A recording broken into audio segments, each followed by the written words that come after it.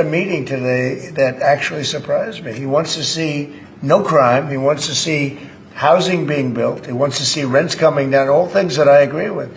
Now, we may disagree how we get there. So much of the focus of our campaign has been on the cost of living crisis. And when we asked those New Yorkers who had voted for the president, when we saw an increase in his numbers in New York City, that came back to the same issue: cost of living, cost of living, cost of living. He said a lot of my voters actually voted for him, and One in 10. And I'm okay with that. You know, we had some interesting conversation, and some of his ideas really are the same ideas that I have. I think he is going to surprise some conservative people, actually.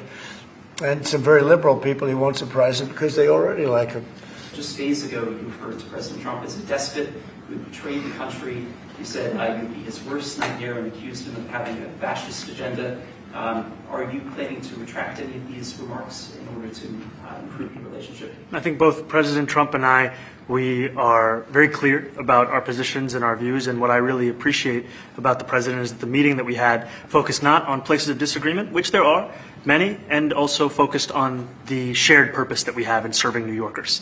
And frankly, that is something that could transform the lives of the 8.5 million people who are currently struggling under a cost of living crisis, with 1 in 4 living in poverty. And the meeting came back again and again to what it could look like to lift those New Yorkers out of struggle and start to deliver them a city that they could do more than just struggle to afford it, but actually start to live in it. And I've been called much worse than a despot, so it's not that insulting. Maybe I think he'll change his mind after we get to working together. Are you affirming that you think President Trump is a fascist? I've spoken about... That's okay. You can just say yes. Okay. All right. Okay. It's easier. It's easier than explaining it. I don't mind.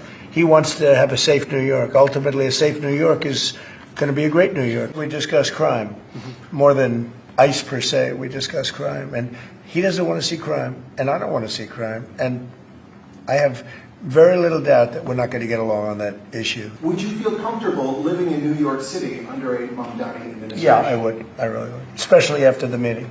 Absolutely. What makes you comfortable? We agree on a lot more than I would have thought. I think I want him to do a great job. One of the things I would love to be someday is the mayor of New York City. Being the mayor of New York, and especially now, because I think you're at really a turning point, one way or the other. It could go great, or it can go in a different direction. And I think you really have a chance to make it great. I appreciate it. Mr. President, you say you love New York City. I'll be cheering for him. Okay? Thank you very much, everybody. You chose not to answer the question about the city hall.